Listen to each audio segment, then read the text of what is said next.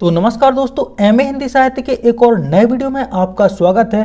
तो दोस्तों, आज के इस वीडियो में हम बात करने वाले हैं MA Hindi third same paper 1, जिसका नाम है आधुनिक हिंदी काव्य और उसका इतिहास। और दोस्तों, आज की हमारी ये क्लास होने वाली है क्लास 2, जिसमें हम बात करने वाले हैं कामायनी के बारे में। कामायनी जिसमें कुल मिला के 15 सर्ग हैं, जिसमें जो इस वीडियो में हम बात करेंगे जो कि आपके सिलेबस में भी है, चिंता सर्ग, श्रद्धा सर्ग और इडा सर्ग। चिंता कामायनी का पहला सर्ग है, श्रद्धा तीसरा सर्ग है और इडा ये कामायनी का 9वां सर्ग है। कामायनी का अंतिम सर्ग है वो है आनंद सर्ग। ठीक है, तो दोस्तों आइए वीडियो स्टार्ट करते हैं और सबसे पहले हम जानते हैं चिंता सर्ग के बारे में। चिंता सर्ग, चिंता सर्ग में चिंता को व्यक्त किया गया है। तो हमारा पहला पद्यांश है, हिमगिरी के उतुंग शिखर पर बैठ शिला की शीतल छां है। शीतल मतलब एक प्रकार से ठंडी छां है, और उतुंग, उतुंग का मतलब होता है ऊंचा, उत्तुंग ऊंचा, शिखर ऊंचा शिखर।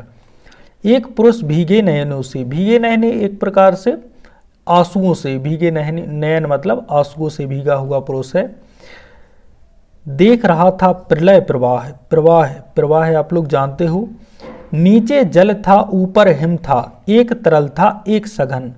नीचे पानी था ऊपर पर्वत था, एक तरल था एक सघन।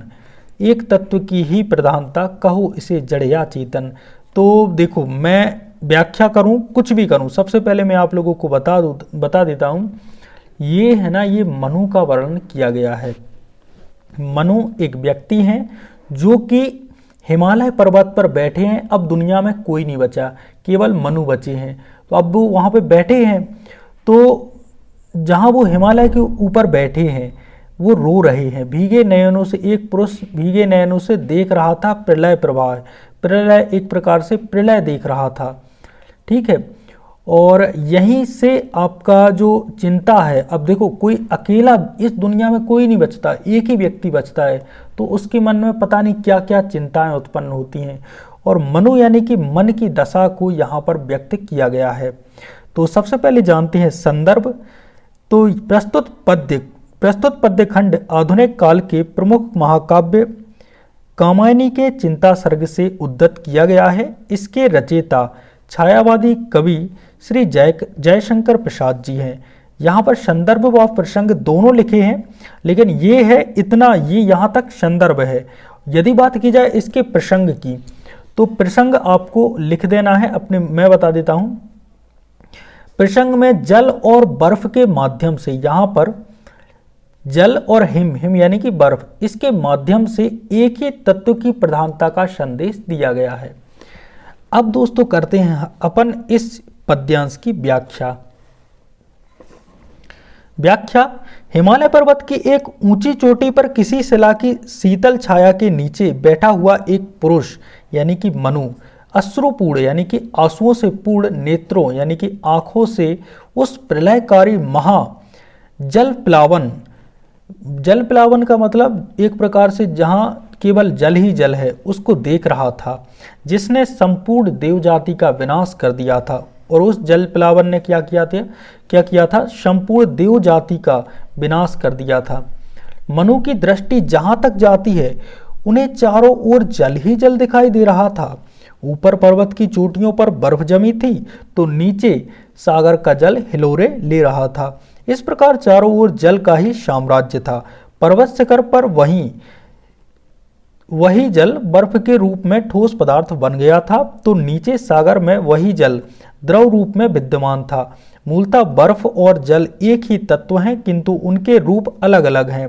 बर्फ के रूप में वह जड़ता लिए हुए स्थिर है, हिल नहीं सकता, किंतु जल के रूप में वह द्रव रूप में चंचलता लिए हुए गतिशील है, अतः चेतना युक्त दिखाई दे रहा है।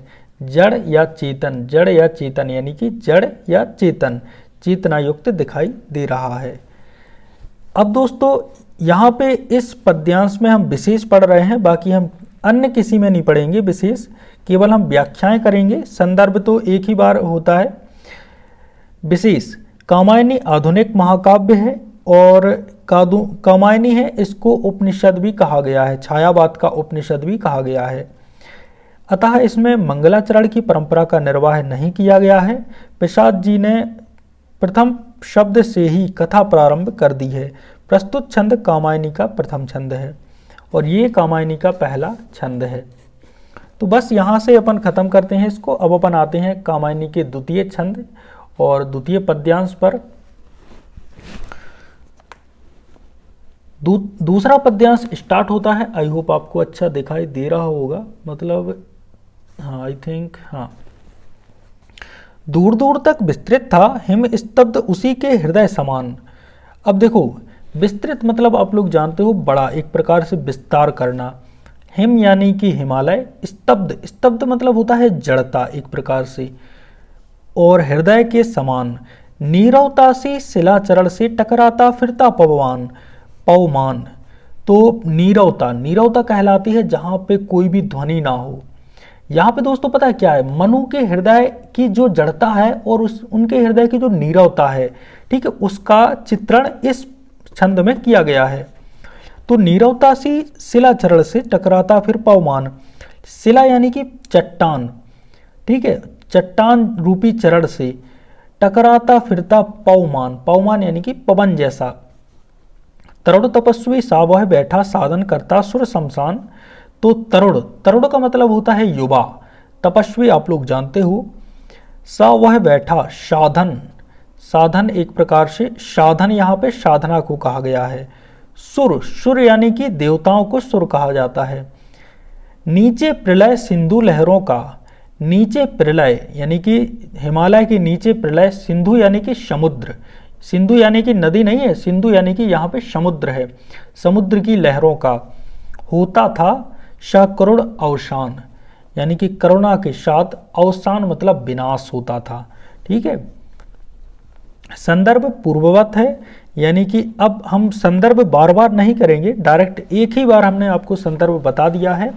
प्रसंग को अपन देख सकते हैं कि जल प्लावन में यानी कि बहुत ज़्यादा बाढ़ आ गई है, तो उसमें शेष बचे मनु हिमालय की पर्वत चोटी पर शांत भाव से बैठे हुए कैसे प्रतीत हो रहे थे, इसका वर्णन इन पंक्तियों में कवि ने किया है। दूर दूर तक बर्फ और जड़ता का साम्राज्य व्याप्त था और अब समुद्र शांत हो चला था।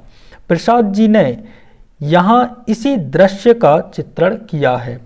व्याख्या, मनु हिमालय की उस चोटी पर अकेले शांत बैठे हुए थे। तो देखो, एक ये मनु है ना, एक हिमालय की एक चोटी पर अकेले शांत बैठे हुए थे। दूर दूर तक केवल बर्फ ही बर्फ थी, सारा वातावरण जड़ था, जड़ यानी कि एक प्रकार से रुका हुआ था। मनु का हृदय इसी जड़ीभूत बर्फ के समान ही प्रलयकालीन विनाश को देखकर जड़ीभूत हो गया, यानी कि जड़ जैसा हो गया। अत्यधिक दुख झेलने के कारण भावना शून्य बने हृदय की सारी हलचल समाप्त हो गई थी। वहाँ संज्ञा शून्यता, जड़ता और स्तब्धता ने अपना अधिकार जमा लिया था। पर्वत शिखर पर चारों ओर नीरवता व्याप्त थी। केवल तेज चलने वाली वायु ही पर्वत की तलहटी से मतलब पर्वत की तलहों से टकराकर शब्द उत्पन्न कर रही थी। लगता था जैसे वह पवन भी आश्रय की खोज में इधर उधर भटकता हुआ उन पथरीली चट्टानों से टकरा रहा है। इस नीरव और स्तब्ध, नीरव यानी कि एक प्रकार से आप समझ सकते हैं जिसमें कोई रव मतलब एक प्रकार से शांत वातावरण, स्तब्ध वातावरण में एक तरुण तपस्वी के समान अकेले बैठे हुए मनु उस साधक की भांति लग रहे थे जो शमशान भूमि में अकेला बैठा हुआ किसी सिद्धि को प्राप्त करने के लिए कोई तांत्रिक साधना कर रहे हों। पर्वत की तलहटी में नीचे प्रलयकालीन समुद्र की उछलती हुई लहरें अब इतना भीषण विनाश करने के बाद मानो करुणा प्रदर्शित करते हुए शांत हो चली हो। तो यहाँ पर विशेष क्या है, मनु की हृदय की जड़ता और नीरवता को चित्रित किया गया है। अब आते हैं हमारे तीसरे पद्यांश की ओर, तीसरे छंद की ओर। तो तीसरा पद्यांश है, उसी तपस्वी से लंबे थे देवदारू दो चार खड़े। देवदारू एक प्रकार का वृक्ष कहलाता है, ठीक है। तो देवदारू जो वृक्ष होता है वो बड़े बड़े वृक्ष होते हैं, मतलब ऊंचे, सबसे ऊंचे वृक्ष जो हिमालय पर होते हैं ना, उनको देवदारू वृक्ष कहते हैं। हुए हिम धवल, धवल मतलब सफेद, श्वेत, श्वेत, धवल मतलब श्वेत। जैसे पत्थर ठिठुरे रहे अड़े, अड़े मतलब एक प्रकार से जो बिना हिले डुले, उसको बोलते हैं अड़ना। अवयव की दृढ़ मांसपेशियां ऊर्जाश्वित था वीर्य अपार, ऊर्जा से भरा हुआ था वीर्य, वीर्य मतलब तेज, ओज, ये था अपार। स्फीत सिराएं, स्फीत मतलब चौड़ी मजबूत सिराएं, स्वस्थ रक्त का होता था जिसमें संचार, संचार यानी कि प्रभावित होना। तो संदर्भ पूर्वानुसार। प्रसंग जल प्लावन में शेष यानी कि समुद्र भर, मतलब समुद्र व्याप्त है, उसमें शेष बचे मनु हिमालय पर्वत की नीरव चोटी पर जड़ीभूत से बैठे हुए, वातावरण में नीरवता व्याप्त है। पर्वत शिखर पर देवदारू के बर्फ से ढके पेड़ हैं। मनु का तेजस्वी व्यक्तित्व इस समय चिंता निमग्न था। कवि ने यहाँ मनु की इसी दशा का निरूपण इन पंक्तियों में किया है। व्याख्या। हिमालय पर्वत कुछ देवदारू के ऊंचे ऊंचे वृक्ष खड़े हुए थे हिमालय पर्वत पर, जो उसी तरुण यानी कि युवा तपस्वी के समान लंबे से शांत दिख रहे थे। भाव यह है कि मनु एक लंबे शरीर वाले युवक थे और उनके मुख पर तेज व्याप्त था। देवदारू के उन वृक्षों पर पर्याप्त बर्फ पड़ रही थी।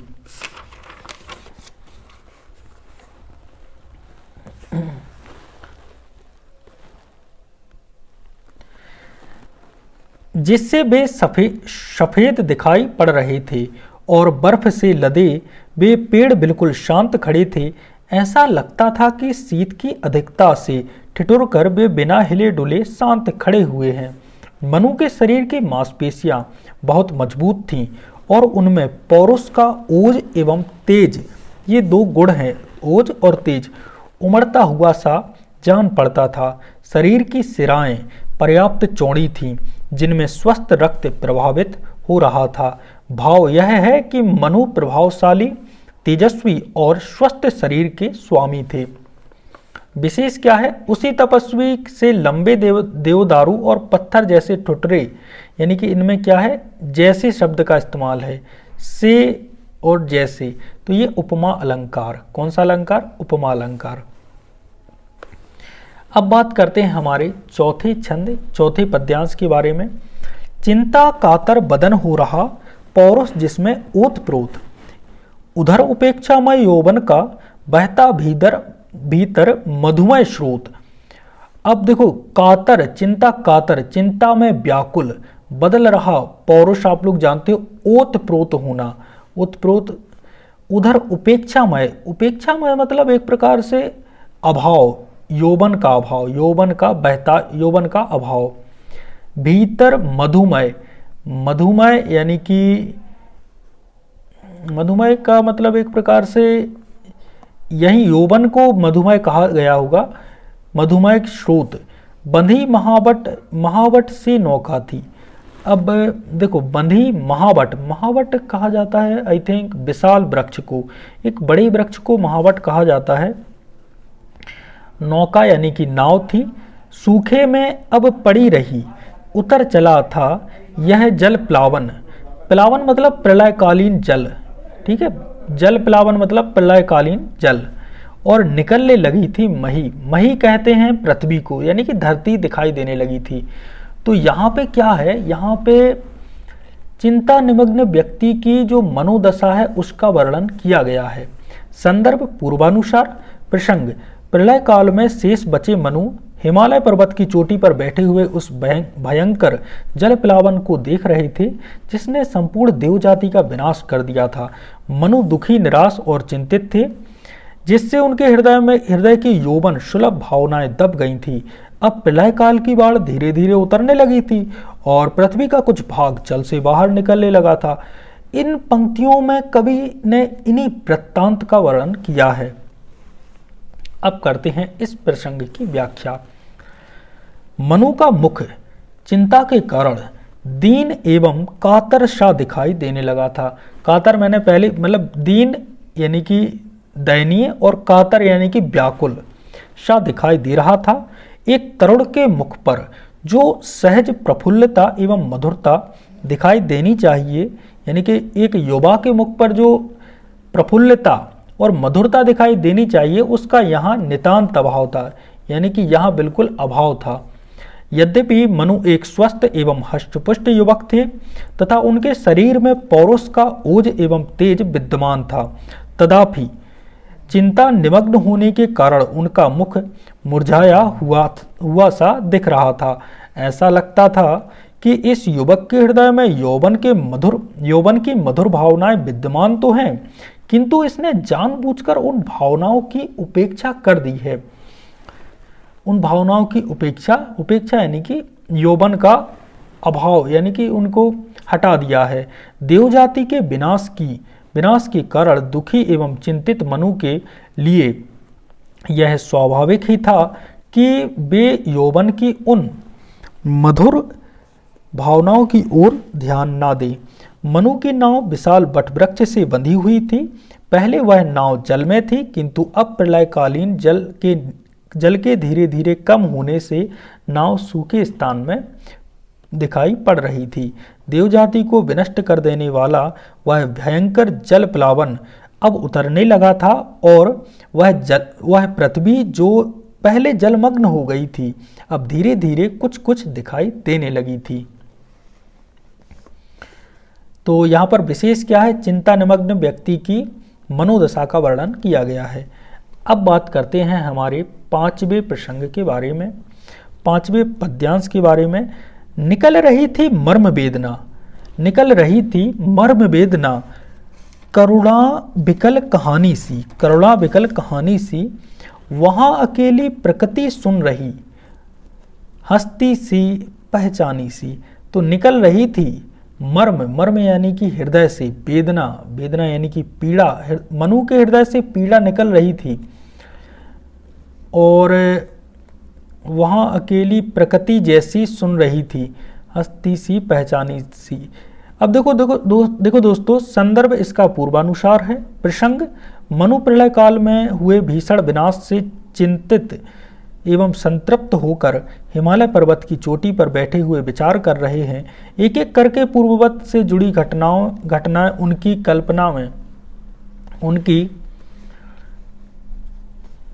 कल्पना में आने लगी, किंतु उनके हृदय की इस पीड़ा को सुनने में सामर्थ्य भला किस में थी।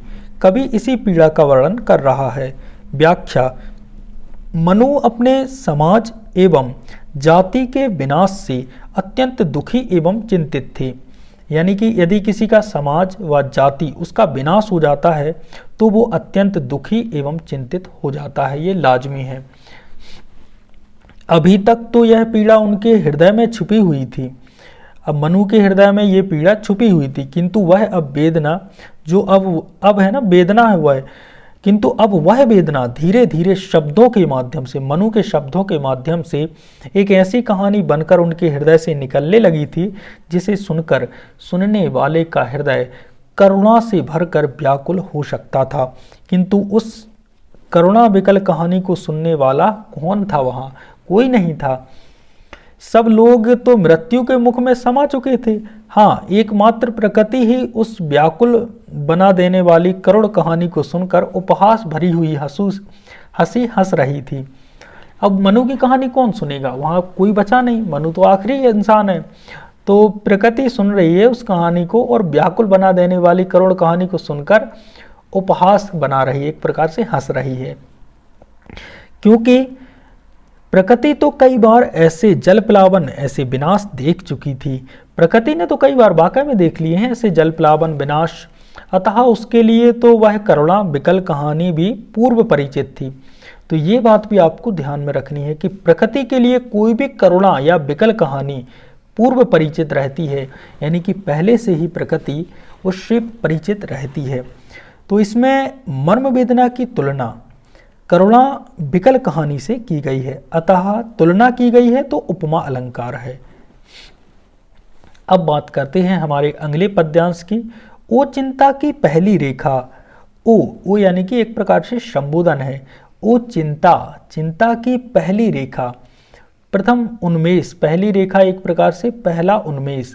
अरि विश्ववन की ब्याली, विश्ववन की ब्याली, ब्याली यहाँ पे सर्पिणी को कहा गया है। ज्वालामुखी विस्फोट के भीषण प्रथम कंप सी मतवाली। तो कंप यानी कि कंपन, जो ज्वालामुखी का विस्फोट होता है उसका पहला कंपन, उसके जैसी मतवाली। हे अभाव की चपल वाली के, री ललाट की खल रेखा। हे अभाव की चपल वाली के, चपल एक प्रकार से चंचल, और री ललाट की खल रेखा, ललाट यानी कि मस्तक की खल रेखा। अब ये चिंता है ना, चिंता के बारे में बताया गया है। चिंता आती है तो आपके मस्तक पर, ललाट पर खल, खल यानी कि एक प्रकार से जो आपकी शांति को भंग कर देता है उसकी लेखा। तो ललाट पर जैसे आपकी चिंता आएगी ना आपको, तो आपके मस्तक पर झुर्रियाँ आ जाती हैं, उसी को यहाँ पर बयां किया गया है। हरी भरी सी दौड़ धूप, ओ जल माया की चल रेखा। संदर्भ पूर्वानुसार। प्रसंग जल प्लावन में संपूर्ण देवजाति नष्ट हो गई है, केवल मनु शेष बचे हैं। वे हिमालय की पर्वत की एक चोटी पर विनाश दुखी एवं चिंतित होकर बैठे हुए थे। आज से पहले मनु ने कभी चिंता का अनुभव नहीं किया था, क्योंकि वे उस देव जाति के अवशेष थे जो पूर्णतः निश्चिंत थी। अब वे उस चिंता के स्वरूप पर विचार करते हुए स्वागत कथन के रूप में, यहाँ पे स्वागत कथन के रूप में इस प्रकार से कहने लगे। मनु कहते हैं, अरे चिंता, आज मेरे हृदय में तेरा प्रथम उन्मेष हुआ है। चिंता क्या होती है, इससे मैं अभी तक अपरिचित था, किंतु अब मैं चिंता के स्वरूप से परिचित हो रहा हूँ। अरे चिंता, तू इस संसार रूपी जंगल में रहने वाली एक ऐसी सर्पिणी है जिसके भय से कोई भी व्यक्ति निश्चिंत विहार नहीं कर पाता। भाव यह है कि जिस जंगल में कोई सर्पिणी रहती है, वहाँ स्वच्छंदता पूर्वक विचरण करना भी संभव नहीं है। उसी प्रकार जब हृदय में चिंता का उदय होता है, यानी कि चिंता का उदय हो जाता है, तो मनुष्य की सारी स्वच्छंदता मस्ती पर अंकुश लग जाती है।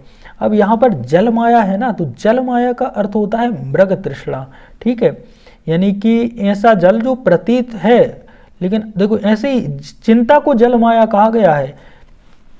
रेत में आपको लगेगा कि वहाँ जल है और रेत चमकती है, ठीक है, लेकिन जल नहीं होता, इस प्रकार से। तो दोस्तों अब हम बात करते हैं श्रद्धा सर्ग की। तो ये लाइनें श्रद्धा सर्ग की प्रथम लाइनें नहीं है, बाकी ये श्रद्धा सर्ग के अंतर्गत ही आती हैं। सबसे पहले हम आपको श्रद्धा सर्ग की प्रथम जो लाइनें हैं उनको सुना देते हैं। कौन तुम संसृति जल निधि तीर तरंगों से फेंकी मणि एक, कर रहे निर्जन का चुपचाप प्रभा की धारा से अभिषेक। ठीक है, तो ये श्रद्धा सर्ग की प्रथम लाइनें हैं, तो कंफ्यूज नहीं होना।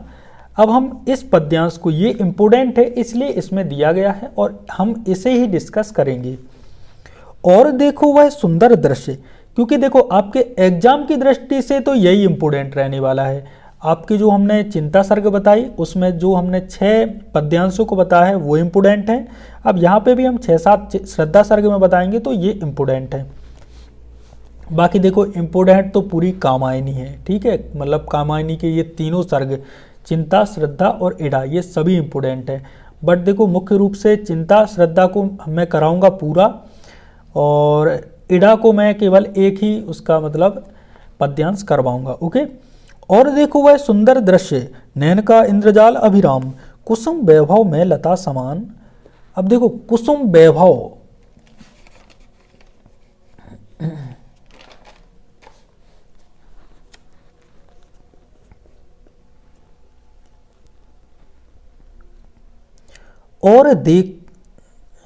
और देखा, यहाँ पे देखा लिखना है, और देखा वह सुंदर दृश्य, नयन का इंद्रजाल अभिराम, कुसुम वैभव में लता समान, चंद्रिका से लिपटा घनश्याम। और देखा सुंदर दृश्य, नयन का इंद्रजाल, इंद्रजाल यानी कि मायावी, और अभिराम यानी कि जो आँखों को अच्छा लगे उसको अभिराम कहते हैं। कुसुम वैभव, कुसुम वैभव यानी कि फूलों से लदा होना, फूलों से लदा हुआ वैभव, लता के समान, चंद्रिका से लिपटा हुआ घनश्याम। संदर्भ, प्रस्तुत पंक्तियां हिंदी के सुप्रसिद्ध कवि जयशंकर प्रसाद द्वारा रचित कामायनी के श्रद्धा सर्ग से अवतरित की गई हैं। प्रसंग, प्रस्तुत पंक्तियों में मनु ने श्रद्धा के नेत्रों को आकृष्ट करने वाले एक जादू के रूप में देखा है। इसी का स्पष्ट वर्णन प्रसाद जी ने प्रस्तुत पंक्तियों में किया है। व्याख्या, तब उन्होंने एक ऐसा सुंदर दृश्य देखा जो आंखों को लुभाने वाला था। उन्हें खिले हुए फूलों से लदी लता के समान एक सुंदर नारी की मूर्ति दिखाई दी।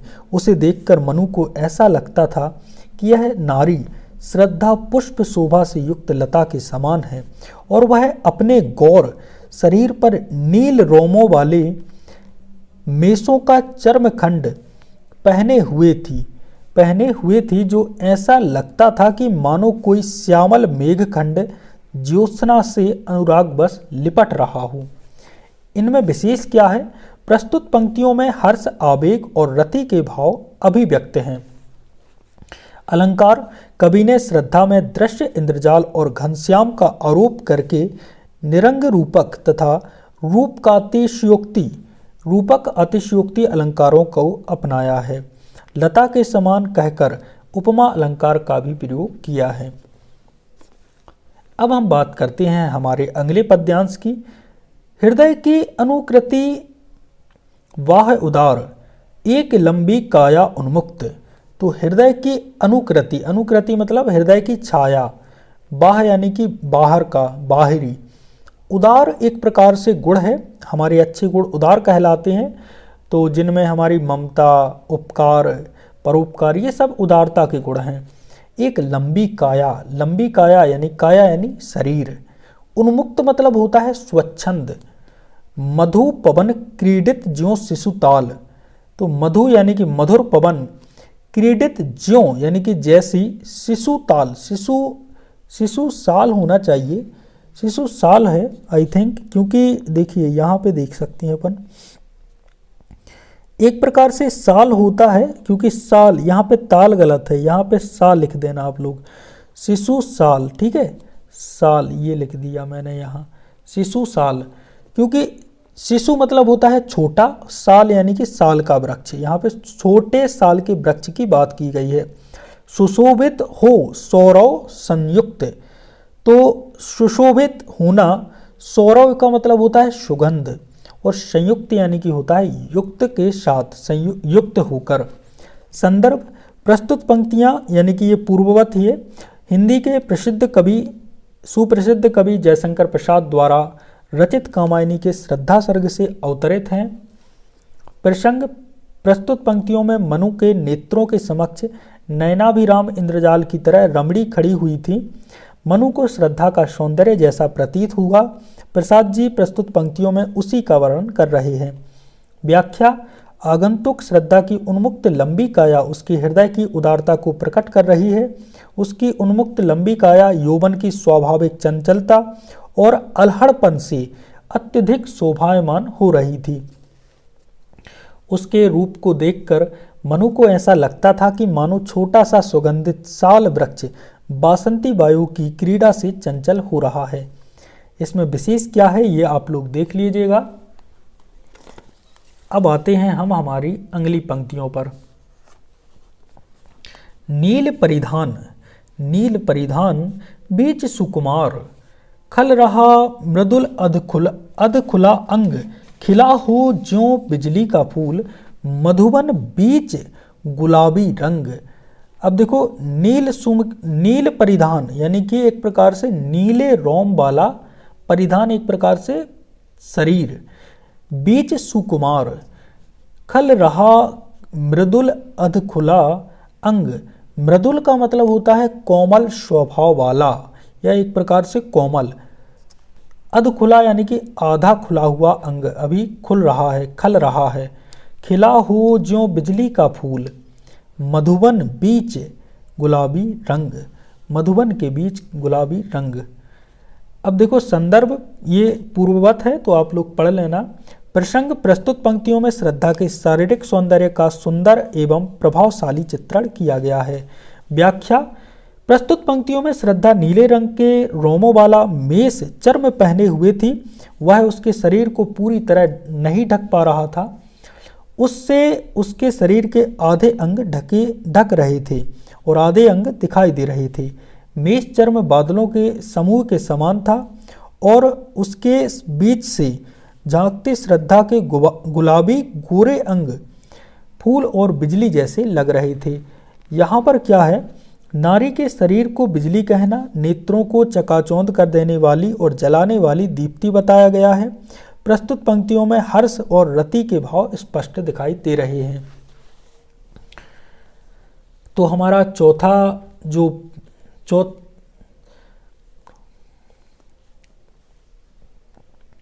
अब हमारी पंक्तियां हैं, घिर रहे घुंघराले बाल। नहीं,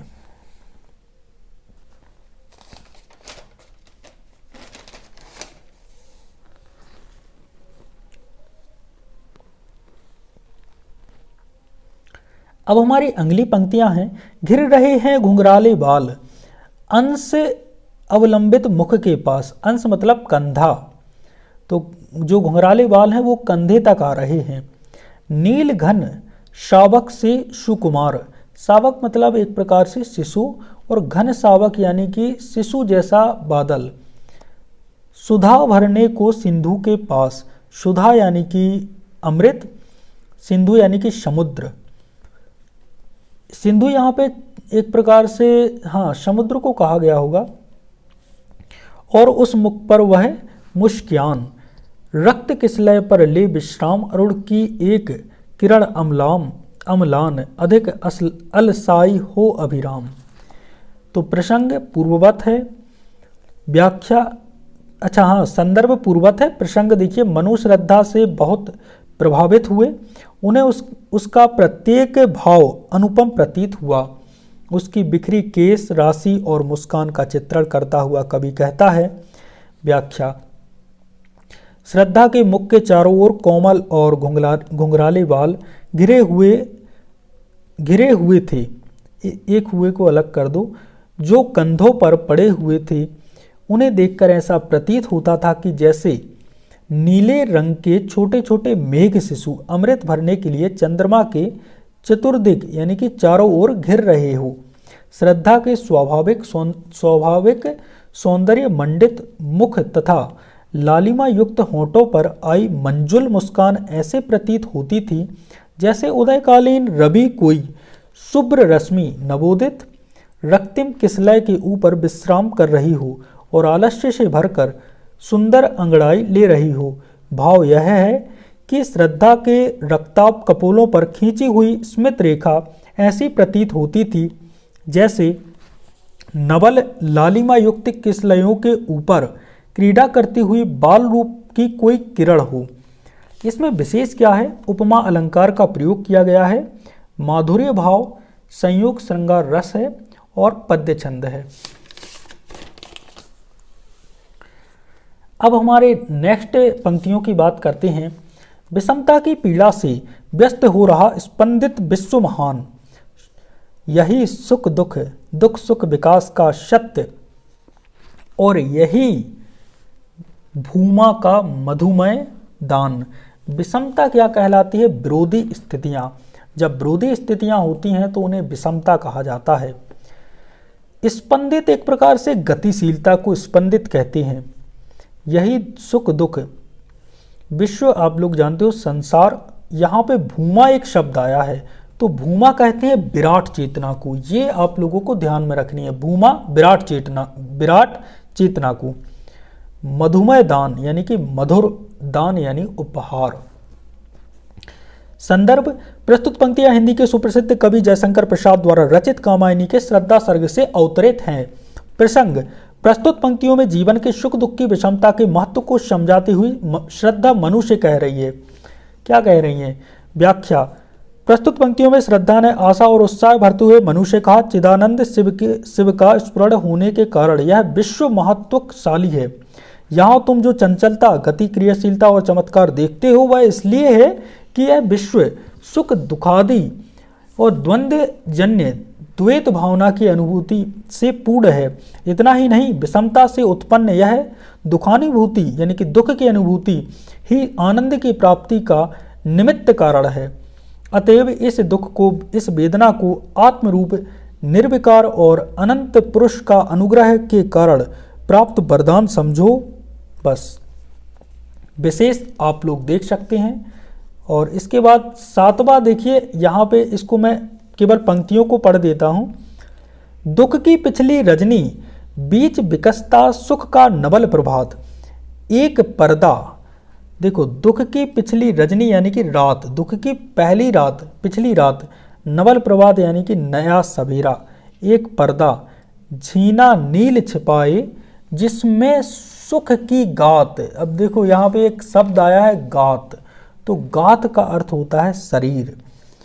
और झीना, एक शब्द आया झीना, झीना मतलब होता है बारीक, महीन। नील यानी होता है आसमानी गहरा रंग। और विकसता मतलब होता है खिलना। प्रभात यानी सवेरा।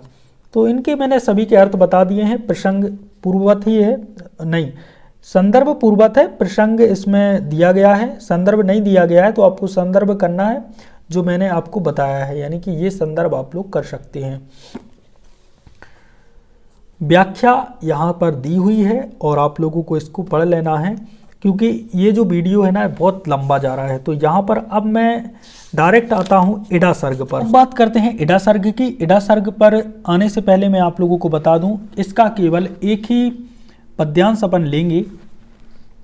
तो आइए स्टार्ट करते हैं।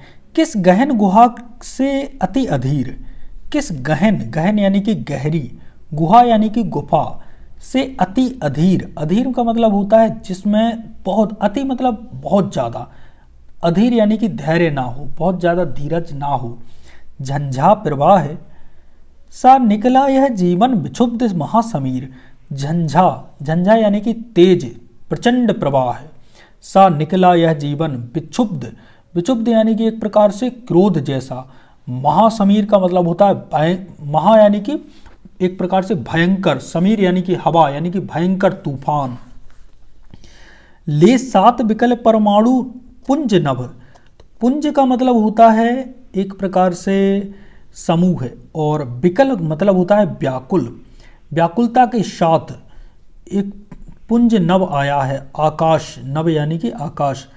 अनिल, अनल, क्षिति, नीर, यहाँ पे 5 तत्व दिए गए हैं। अनिल यानी हवा, अनल यानी अग्नि, क्षिति यानी भूमि, ठीक है, पृथ्वी को भी क्षिति कहते हैं। नीर यानी कि पानी, ठीक है। नभ, अनिल, अनल, क्षिति और नीर। भयभीत सभी को भय देता, भय की उपासना में विलीन। प्राणी कटुता को बांट रहा, जगती को करता अधिक दीन, जगती को करता अधिक दीन। जगती यहाँ पे पृथ्वी को कहा गया है। अधिक दीन, दीन यानी कि दयनीय। निर्माण और प्रतिपद विनाश में, प्रतिपद मतलब होता है प्रत्येक पग पर, यहाँ पे ऐसे विनाश हो रहा है जैसे प्रत्येक पद पर विनाश हो। दिखलाता अपनी क्षमता, संघर्ष कर रहा सबसे, सबसे विराग, सब पर ममता। विराग जानते हो आप लोग, एक प्रकार से जिसमें कोई राग न बचा हो, और ममता एक प्रकार से ममता का भाव। अस्तित्व निरंजन, निरंजन का मतलब देखिए, निरंजन मतलब होता है अस्तित्व चिरंजन, चिरंजन का मतलब होता है वो चिरंतन, चिरंतन मतलब होता है आई थिंक प्राचीन। हाँ, धनु से कब यह छूट पड़ा विषम तीर, विषम तीर, तीर यानी कि धनुष। किस लक्ष्य भेद को शून्य चीर, किस लक्ष्य को भेदूं। संदर्भ, यह पंक्तियां जयशंकर प्रसाद की कामायनी के इडा सर्ग से ली गई हैं। प्रसंग, मनु श्रद्धा को त्याग कर हिम में आच्छादित पर्वत शिखरों पर भटकते हुए अपने जीवन की तुलना झंझावत से कर रहे हैं। व्याख्या, मनु अपने विषय में कहते हैं कि अणु और परमाणुओं के समूह 5 पंच महाभूतों से निर्मित मेरा यह शरीर हिमालय की गहरी गुफा से उसी प्रकार निकल पड़ा है जिस प्रकार भयंकर तूफान अत्यंत अधीर होकर, अधीर मतलब जिसमें कोई धैर्य ना हो, किसी पर्वत की गुफा से निकलकर तीव्र वेग से चलता है, वैसे मेरा जीवन भी आज सबको भयभीत करता हुआ, भय की ही साधना करता हुआ मालूम होता है। जिस प्रकार तूफान निर्माण को ध्वस्त करके विषमता और कटुता को बढ़ाता है, वैसे मेरा जीवन कटुता और दीनता का अंत कर रहा है। जिस प्रकार प्रभजन की तीव्र प्रवाह उपजाऊ मिट्टी का वितरण कर प्यासी भूमि को जल देकर सृजन करने में और वृक्षों को उखाड़कर भवनों को ध्वस्त करके विनाश करने में अपनी क्षमता दिखाता है, वैसे ही मेरा जीवन सृजन तथा विनाश दोनों की ही शक्ति रखता है। क्योंकि श्रद्धा के मिलने से जहां मैंने सृजन किया वहीं श्रद्धा का त्याग करके विनाश भी। अपनी वर्तमान स्थिति में वे सोचते हैं, यहाँ मनु सोच रहे हैं कि जिस प्रकार तीव्र आंधी संसार की प्रत्येक वस्तु से संघर्ष करती आगे बढ़ती जाती है, वह संसार की प्रत्येक वस्तु से विरक्त होती है और अनुरक्त भी। उसी तरह मैं अपने जीवन में संघर्ष कर रहा हूँ। मुझे हर वस्तु से वैराग्य है और सब पर अनुराग भी है। मैं प्रत्येक वस्तु के प्रति उदासीन हो जाता हूँ। मेरा यह चिरंतर जीवन लक्ष्य शून्य हो, चीरते हुए तीर के समान न जाने किस उद्देश्य की पूर्ति के लिए निकल पड़ा है। इसमें विशेष क्या है? इसमें अनुप्रास कौन कौन से अलंकार हैं? अनुप्रास अलंकार, उपमा, सांग रूपक अलंकार हैं, शांत रस है और पद्य छंद है। ठीक है, तो इस प्रकार से हमारा इड़ा सर्ग का पहला पद्य छंद समाप्त होता है। और यहीं पर दोस्तों मैं वीडियो को समाप्त करता हूं। आई होप दोस्तों ये वीडियो आपके एग्जाम की दृष्टि से, एमए हिंदी 3rd सेमेस्टर के एग्जाम की दृष्टि से काफ़ी ज़्यादा हेल्पफुल होगा। और दोस्तों नेक्स्ट वीडियो में मैं बहुत ही जल्दी लाने वाला हूं, तो चैनल को सब्सक्राइब जरूर कर दीजिएगा। मिलते हैं एक और नए वीडियो के साथ, तब तक के लिए जय सिया राम।